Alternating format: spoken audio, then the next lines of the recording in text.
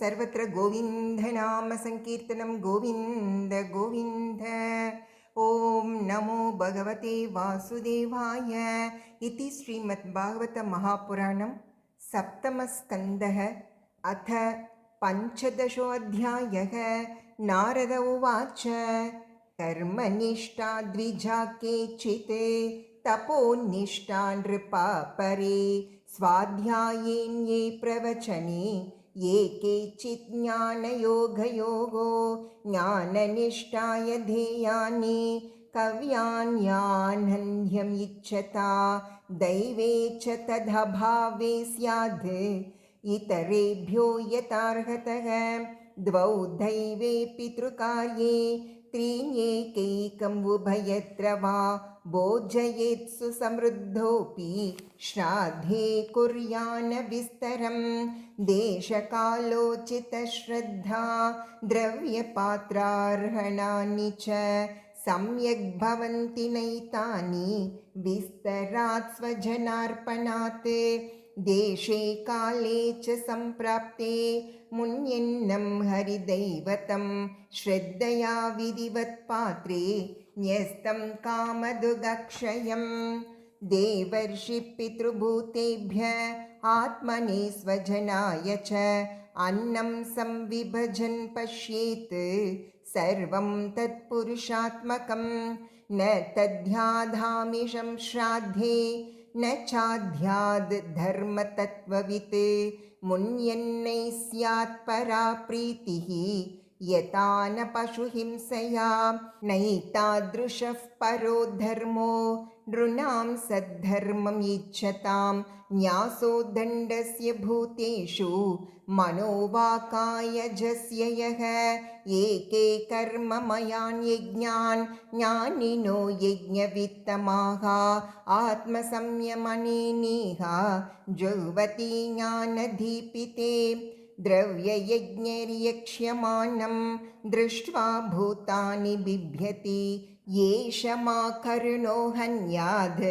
अतज्ञो ह्यसुतृभं तस्मात् दैवोपपन्येन मुन्यन्नेनापि धर्मवित् सन्तुष्टो हरः कुर्यान् नित्यनैमित्तिकीः क्रियाः विधर्मः परधर्मश्च आभास उपमाचलः अधर्मशाखाः पञ्चमो धर्मज्ञो अधर्मवत् त्यजेत् धर्मबाधो विधर्मः स्यात् परधर्मोऽन्यचोदितः उपधर्मस्तु पाखण्डो दम्भो वा शब्दविच्छलः यस्त्विच्छया कृतः पुंभिः आभासो हि आश्रमात् पृथक् स्वभावविहितो धर्मः कस्य नेष्टः प्रशान्तये धर्मार्थमपि नेहेत यात्रार्थं वा धनो धनम् अनीहानीहमानस्य महाहेर्यिव वृत्तिधां सन्तुष्टस्य निरीहस्य स्वात्मा रामस्य यत्सुखं कुतस्तत्कामलोभेन दावतोऽर्थेहया दिशः सदा सन्तुष्टमनसः सर्वासुखमया दिशः शर्कराकण्डकादिभ्यो यतोपानत्पदशिवम् सन्तुष्टकेन वा राजन् न वर्तेतापि वारिणा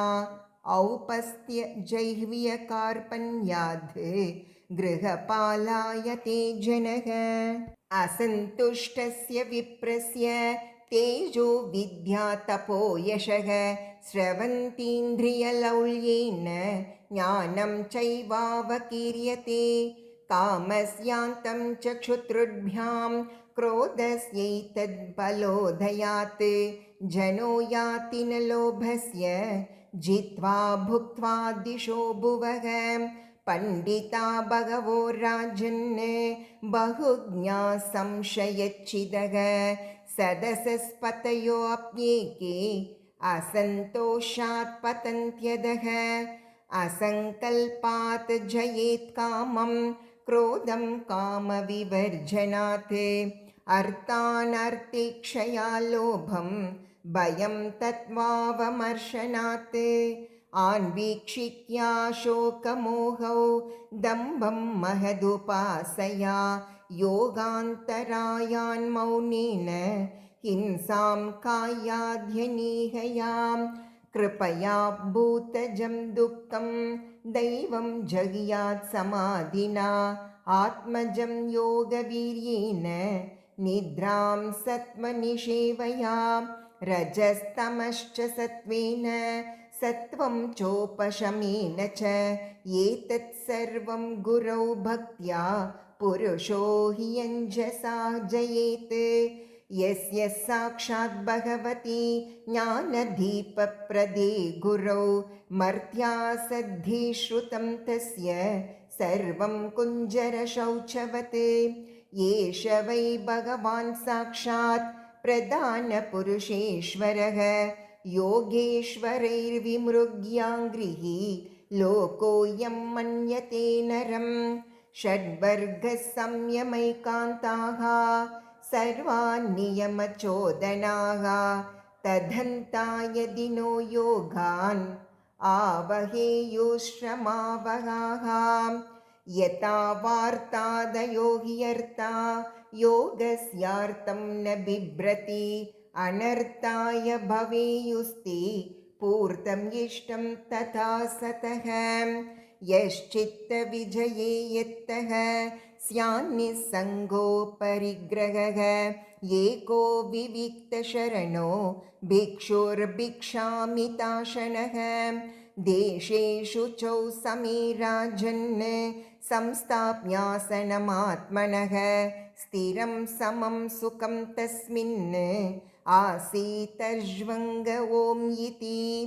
प्राणापानौ सन्निरुन्ध्यात् पूरकुम्भकरेचकैः यावन्मनस्त्यजेत् कामान् स्वनासाग्रनिरीक्षणः यतो यतो निस्सरति मनः कामः तं भ्रमत् ततस्तत उपाहृत्य हृदि रुन्ध्याच्छनैर्बुधः एवमभ्यसतश्चित्तं कालेनाल्पीयसायतेः अनिशं तस्य निर्वाणं यात्यनिन्दनवह्निवत् कामादिभिरनाविद्धं प्रशान्ता किल वृत्तियत् चित्तं ब्रह्मसुखस्पृष्टं नैवोत्तिष्ठेत कर्हिचित् यः प्रव्रज्य गृहात् पूर्वं त्रिवर्गावपनात् पुनः यदि सेवेत तान् भिक्षुः स वै वान्ताश्यपत्रपः यै स्वदेहस्मृतो नात्मा मर्त्यो विक्र्मि भस्मसात् तयेनमात्मसात् कृत्वा श्लाघयन्ति यसत्तमाः गृहस्थस्य क्रियात्यागो व्रतत्यागो वटोरपि तपस्विनो ग्रामसेवा भिक्षोरिन्द्रियलोलता आश्रमापसधाह्येते कल्वाश्रमविडम्बकाः देवमायाविमूढांस्तान् उपेक्षेतानुकम्पया आत्मानं चेद्विजानीयात् परं ज्ञानधुताशयः किमिच्छन् कस्य वा हेतोः देहं पुष्णाति लम्पटः आहुः शरीरं रतमिन्द्रियाणि हयानभीषून्मन इन्द्रियेशं वर्त्मानि मात्रादिशनां च सूतं सत्वं बृहद्बन्धुरमीश सृष्टम्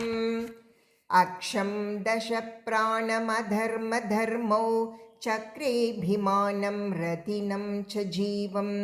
धनुर्हितस्य प्रणवं पठन्ति शरं तु जीवं परम् एव लक्ष्यं रागो द्वेषश्च लोभश्च शोकमोहो भयं मदः मानो अवमानो असूया च माया हिंसा च मत्सरः रजः प्रमादः क्षुन्निद्रा शत्रवस्त्वेवमादयः रजस्तमः प्रकृतयः सत्त्वप्रकृतयः क्वचित् यावन्नृकाय रतमात्मवशोपकल्पं दत्ते गरिष्ठचरणार्चनया निशातं ज्ञानासिमच्युतबलोद्दधदास्तशत्रुः स्वराज्यतुष्ट उपशान्तयिदं विजह्यात् नो चेत् प्रमत्तमसदिन्द्रियवाजिसूता नीत्वोत्पदं विषयदस्युषु निक्षिपन्ति ते दस्यवः सहयसूत्तममुं तमोन्दे संसारकूपवुर्मृत्युभये क्षिपन्ति प्रवृत्तं च निवृत्तं च द्विविधं कर्म वैदिकम् आवर्तेत प्रवृत्तेन निवृत्तेनाश्नुते अमृतम् हिंस्रं द्रव्यमयं काम्यम् अग्निहोत्राद्यशान्तिधं दर्शश्च पूर्णमासश्च चातुर्मास्यं पशुः सुतः एतदिष्टं प्रवृत्ताख्यं हुतं प्रहुतं एव च पूर्तं सुरालयाराम कोपाजीव्याधिलक्षणं द्रव्यसूक्ष्मविपाकश्च धूमो रात्रिरपक्षयः अयनं दक्षिणं सोमो दर्शवोषधिविरुदः अन्नं रेत इति क्ष्मीष पितृयानं पुनर्भवः एकैकस्येनानुपूर्वं भूत्वा भूत्वेह जायते निषेकादिश्मशानान्तैः संस्कारैर्संस्कृतो द्विजः इन्द्रियेषु क्रियायज्ञान् ज्ञानदीपेषु जुह्वति इन्द्रियाणि मनस्यूर्मौ वाचि वैकारिकं मनः वाचं वर्णसमाम्नाये तमोङ्कारे स्वरे न्यसेत् ओङ्कारं भिन्दौ नादे तं तु प्राणे महत्यमुम् अग्निसूर्यो दिवा प्राह्नः शुक्लो राकोत्तरं स्वराट् विश्वश्च तैजसः प्राज्ञः तुर्य आत्मा समन्वयात् देवयानम् इदं प्राहुः भूत्वा भूत्वानुपूर्वशः आत्मयाज्युपशान्तात्मा यात्मस्थो न निवर्तते य एते पितृदेवानाम् अयने वेदनिर्मिते शास्त्रेण चक्षुषा वेद जनस्तोऽपि न मुह्यति आधावन्ते जनानां सद्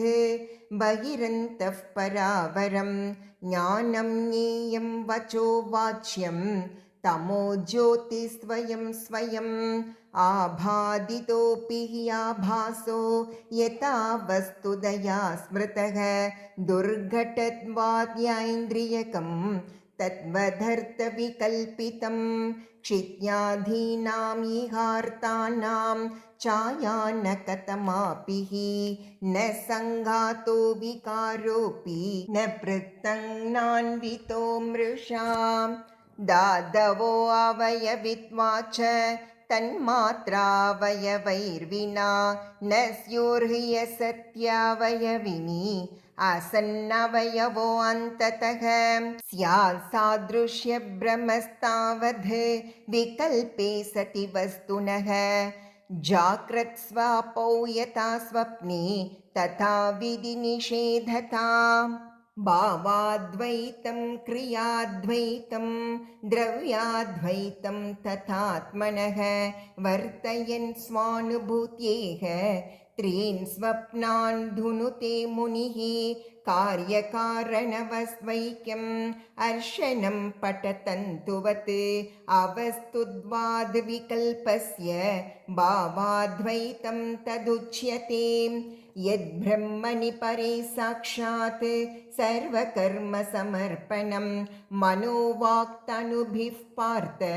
क्रियाद्वैतं तदुच्यते आत्मजाया सुताधीनाम् अन्येषां सर्वदेहिनां यत्स्वार्थकामयोरैक्यं द्रव्याद्वैतं तदुच्यते यद्यस्य वा निषिद्धं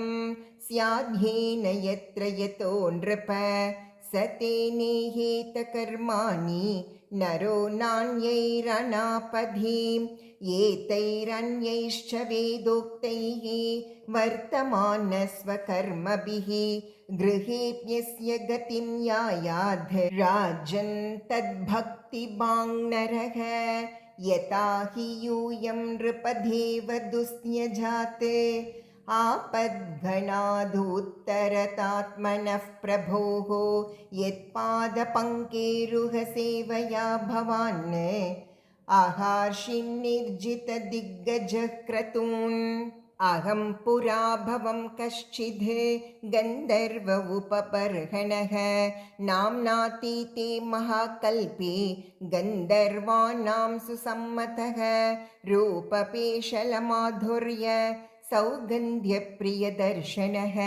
स्त्रीणां प्रियतमो नित्यं मत्तस्तु पुरुलम्पटः एकदा देवसत्रे तु गन्धर्वाप्सरसां गणाः उपहूता विश्वसृग्भिः हरिगातोपगायने अहं च गायंस्तद्विद्वान् स्त्रीभिर्परिवृतो गतः ज्ञात्वा विश्वसृजस्तन्मे हेलनं शेपुरोजसां याहि त्वं शूद्रतामाशु नष्टश्रीः कृतहेलनः तावद्दास्यामहं जज्ञे तत्रापि ब्रह्मवादिनां शुश्रूषयानुशङ्केन प्राप्तोऽहं ब्रह्मपुत्रतां धर्मस्ते गृहमेधियो वर्णितः पापनाशनः गृहस्थो येन पदवीम् अञ्जसान्यासिनां यात् यूयं नृलोके भत भूरिभागा लोकं पुनाना मुनयोऽभियन्ति येषां गृहाणावसतीति साक्षात् गूढं परं ब्रह्म मनुष्यलिङ्गं स वायं ब्रह्म महद्विमृग्यं कैवल्यनिर्वाणसुखानुभूतिः प्रियः सुहृद्वः खलु मातुलेय आत्मार्हणीयो विधिकृद्गुरुश्च न यस्य साक्षात् भवपद्मजादिभिः रूपं धिया वस्तुदयोपवर्णितं मौनेन भक्त्योपशमेन पूजितः प्रसीदतां येष स सात्वतां पतिः। श्रीशुक उवाच इति देवर्षिणा प्रोक्तं निशम्य भरतर्षभः पूजयामास सुप्रीतः कृष्णं च प्रेम विह्वलः कृष्णपार्ता उपामन्त्र्य पूजितः प्रययौ मुनिः श्रुत्वा कृष्णं परं ब्रह्म पार्थः परमविस्मितः इति दाक्षायणीनां ते पृथग्वंशाः प्रकीर्तिताः देवासुरमनुष्याद्या लोका यत्र चराचराः। इति श्रीमद्भागवते महापुराणे पारमहंस्यां संहितायां सप्तमस्कन्धे प्रह्लादानुचरिते युधिष्ठिरनारदसंवादे सदाचारनिर्णयो नाम पञ्चदशोऽध्यायः। इति सप्तमस्कन्धः समाप्तः। ॐ नमो भगवते वासुदेवाय। सर्वत्र गोविन्दनाम संकीर्तनं गोविन्द गोविन्द।